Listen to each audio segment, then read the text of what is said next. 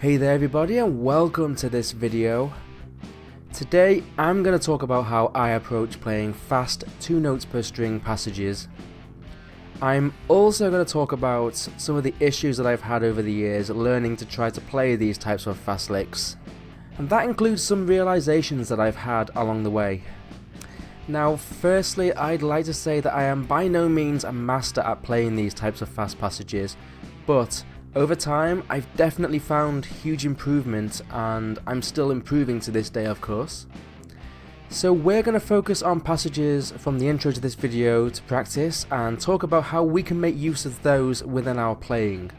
Now in the intro video I didn't use the fastest example of playing these quick passages, but I did want to use an example that people could easily pick up and practice themselves. And the intro video does contain some descending 6s and 5s, and I thought that the tempo of the music would suit both of those. But do, of course, keep in mind that you can either slow them down or speed them up at your will. Just make sure that you're keeping to the tempo of the music that you're playing along to.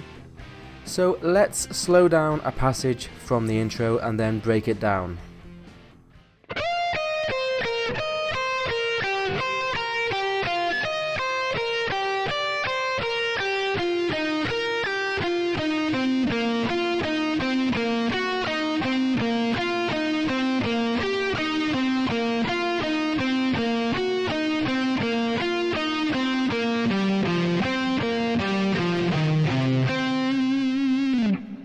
So this passage within its entirety contains a few subsections that you can use as exercises. The first section contains 3 2 notes per string phrases over 2 strings, and you can practice switching between each of the positions as an exercise. So I'll demonstrate that now.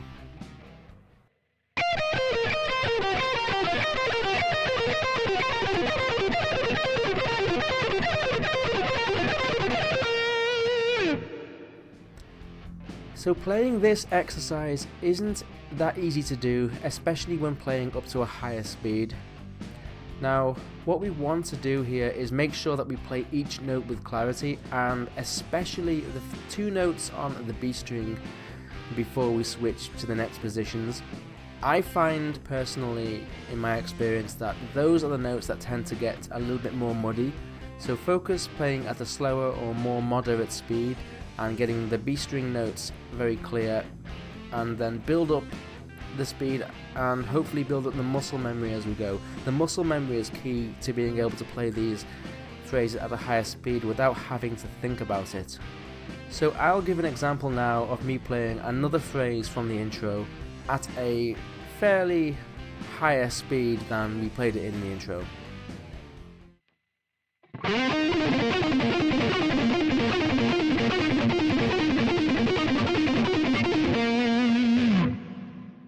Now being able to play these licks at these speeds is purely muscle memory. There isn't really much thought that's going on into it, but you do want to spend a lot of time focusing at a lower speed and thinking about it, and then the muscle memory should come thereafter.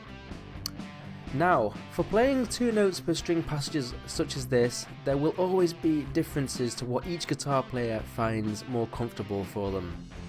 I'm talking about differences to how each guitar player rests their hand on the bridge, for example. Differences to how each guitar player holds the plectrum. And also differences to the actual hand motion of each guitar player. I will say, however, that if you are using a down up motion like I am, you will generally want to be using a downward pick slant. I'll demonstrate this along with this video. That way, whenever you move from one string to the other, the final note of each string should be an upstroke, and with a downward pick slant, the upstroke should mean that your pick moves away from the string before travelling to the next string. Therefore, you shouldn't get caught between each of the strings when switching strings. In contrast, if you are using an up-down motion, you probably would like to use a upward pick slant. Therefore, the final note being a downstroke on each string means that your pick should be moving away from the string with the downstroke. So you may also want to experiment with how you anchor your hand when you play. For example, when I play normally, I'm talking about normal intricate picking lines, not strumming, that's not really applicable here, but just normal picking lines. I would generally anchor my little finger on the pickguard. However, in some cases I find it might be beneficial that I use an extra finger to anchor my hand with. That way, although my hand movement as a whole may be a little bit more restricted, the movement that is there may actually end up being a little bit more consistent and smooth. So just experiment yourself and see if maybe locking a couple more fingers down on the pickguard might help how smoothly you play some of these licks. I will also say that what works for one player may not necessarily work for another player, so don't worry too much about what works for someone that you've seen playing on YouTube or whatever. It doesn't really matter. Just find what works for you and then go for it and make the most of it.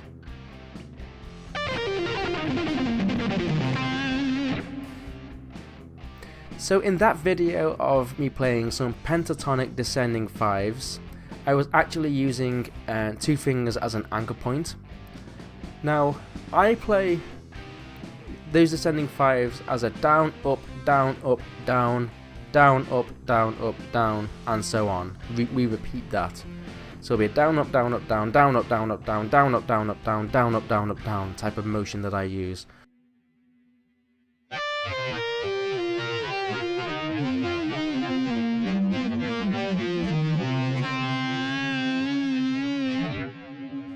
Where there are 2 down strokes in a row, there will be a sweep.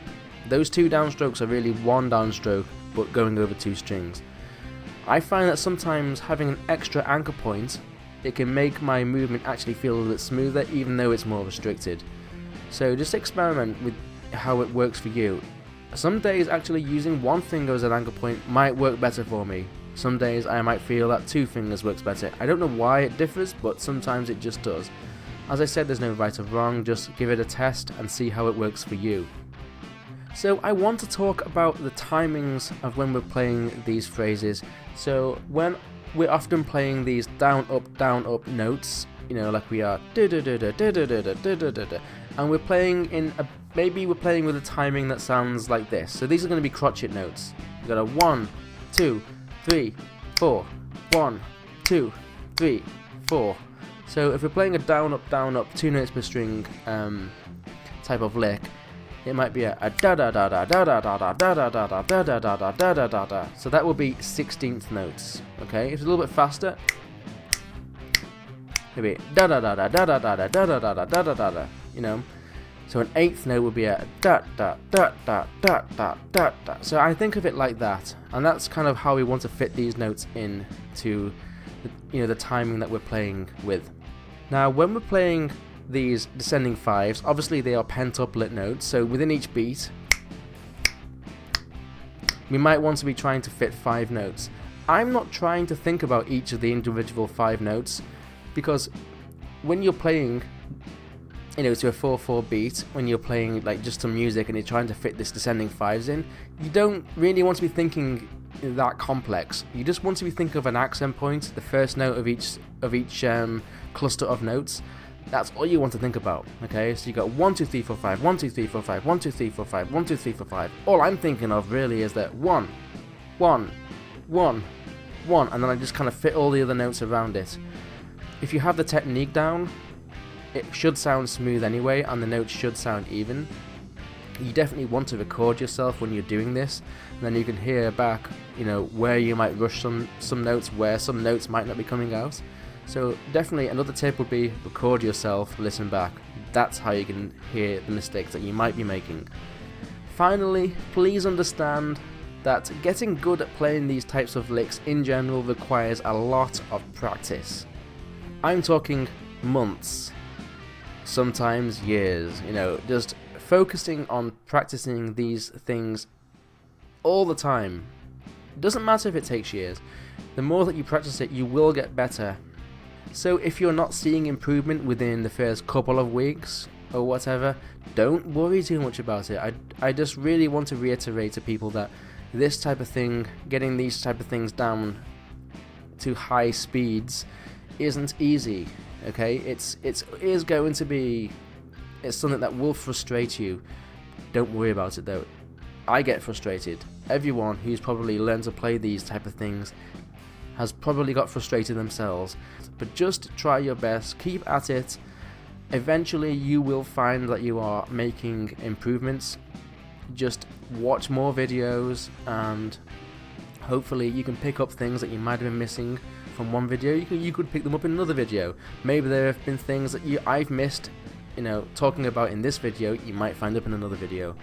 Anyway, I hope that you have found this video of some use and you've enjoyed the video. Feel free, give us a like and a subscribe if you're not already subscribed and you want to see more videos like this. By the way, I'm going to say that when I have music playing along to the back of these videos, like a lot of the backing tracks that I play along to, I do make them myself. At least of the videos of recent times, I will make all the backing tracks myself. They will be available at some point on Patreon, so if you are interested in getting hold of those, getting access to them, then feel free to take a look at my Patreon page, to pledge a little bit a month or whatever to be able to get access to more things, not just the backing tracks. There will be a lot more in the future, but it's up to you at the end of the day. I'll put stuff out there. If you want to pledge, cool, support, it's all good. Anyway, I'll see you in the next video. Until then, take it easy, take care, and goodbye.